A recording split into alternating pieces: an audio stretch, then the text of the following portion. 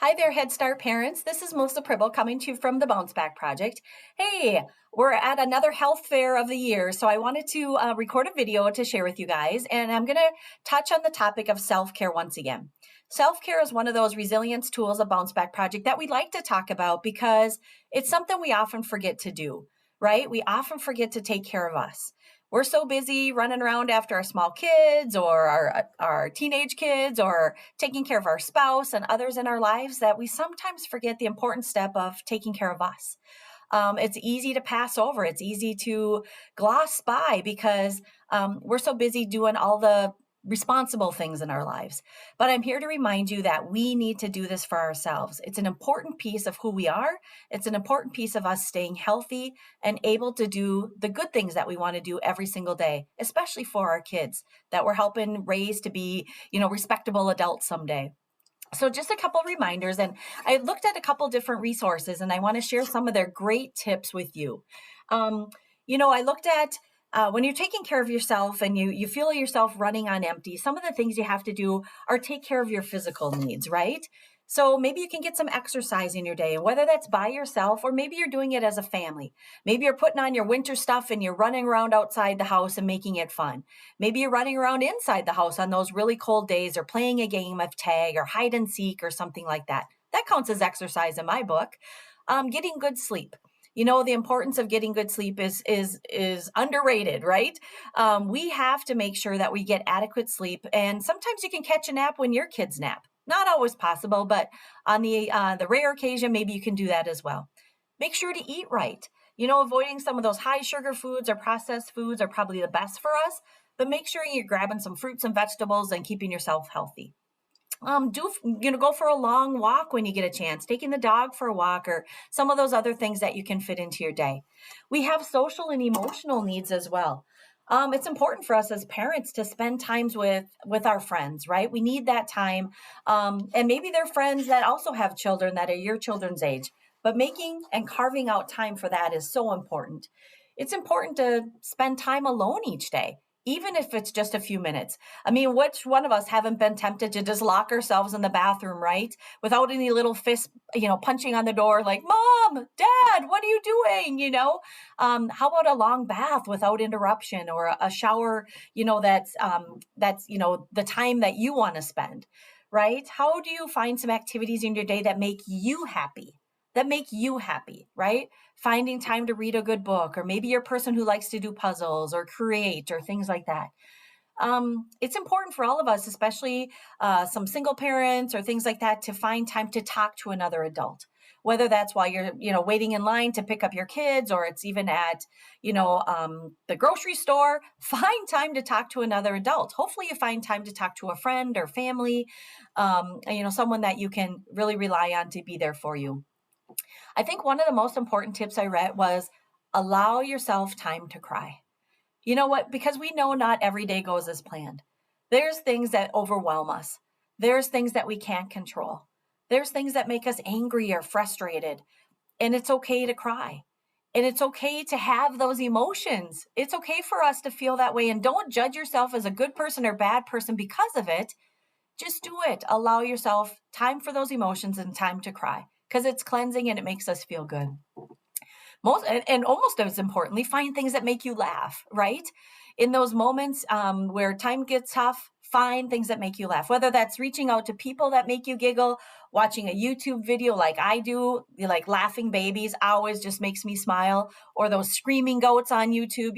Find a YouTube video or other movie that makes you laugh. Laughter is so important for all of us. It's very cleansing, right? It makes you feel good. And another reminder is it's to be okay by saying no. Sometimes people want us to take on more responsibilities than we can maybe handle at that time with other friends or family or work or relationships.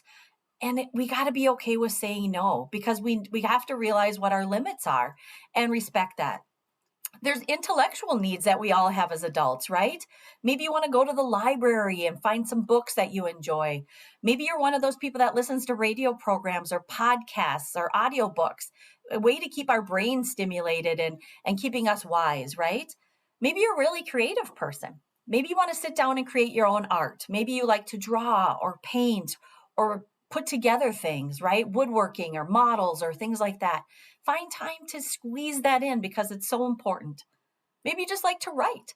Maybe a person who's created a blog and you want to take time to do that. A good reminder too is think back to the hobbies that you enjoyed before you became a parent. So maybe in your teens or your early 20s or whatnot, you really had some really great hobbies that you enjoyed. Get back to those and resurrect those hobbies and find joy in those again. A part of self care is also our spiritual needs. And for some of us, that's maybe going to religious service. For others, it might be finding time for meditation or for just simple prayer.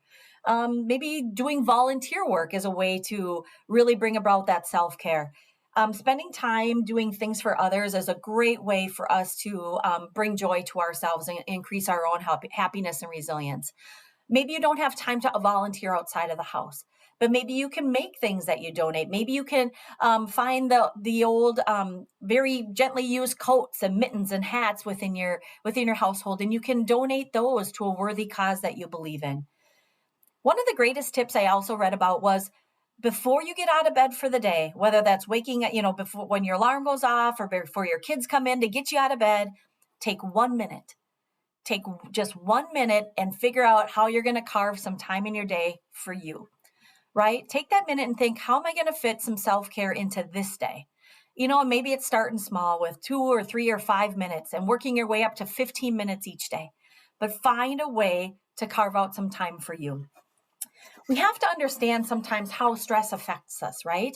Sometimes if we're very stressed in our everyday life, we might get headaches or we might feel really zapped of our energy. Maybe we get upset stomachs or, our aches and pains are more pronounced. So figuring out how stress affects you really helps you hone in and be able to hopefully cope with stress a little bit better because we like, oh, I have a headache or my muscles are tight. I must be stressed about something. Let me kind of get to the bottom of that and kind of let that go.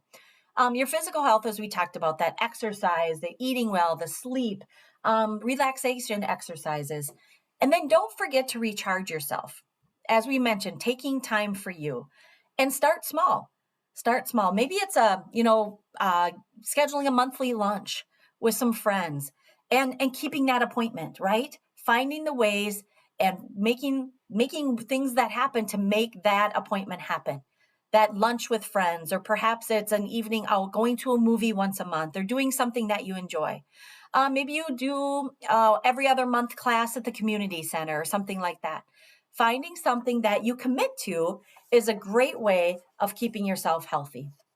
And then some mental health habits that we can all take advantage of is avoiding guilt, right? As we talked about, allowing yourself to cry and feeling hard emotions. Don't feel guilty over those things. We're human beings after all, right? We will have those feelings and that's okay. And then taking time to notice the positives around us, especially on those toughest days.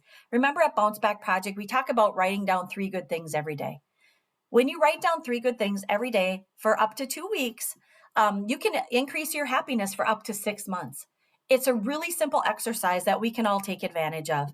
You can do it in a cool tablet that you have laying around the house. Maybe have a journal you can write in, or just a regular piece of paper. Or maybe you want to use the notes section on your phone, right? But writing down 3 good things every single day is pretty valuable stuff. And it doesn't have to be big, right? They should be everyday things like I woke up. I woke up today, or I woke up on time, or we got to preschool and Head Start on time, right? Or the sun was shining today and it was a beautiful day to take a walk outside. Or I hit all green lights on the way into work. Or I had a supper plan and yay, I had a supper plan. Nobody had to ask, what's for supper? I knew without even a hesitation, right? Or maybe you found time to read for 15 minutes. Or maybe you just feel good today and you had a new shirt to wear and it made you feel good. What are the good things in your day? Maybe you had a great breakfast. Whatever it is, write them down. 3 good things every single day. And gather strength from other people in your life, right? Other friends and family. Commit to finding strength from them. And don't have to do something every single day to socially connect, although we know it's so important.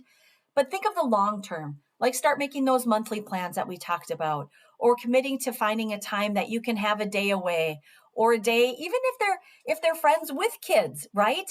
And then carving out a little bit of that time for you as adults to just kind of be over here and have some time to chat as adults. but taking care of you is so important. And don't forget that we have a lot of important resilience things on our bouncebackproject.org website.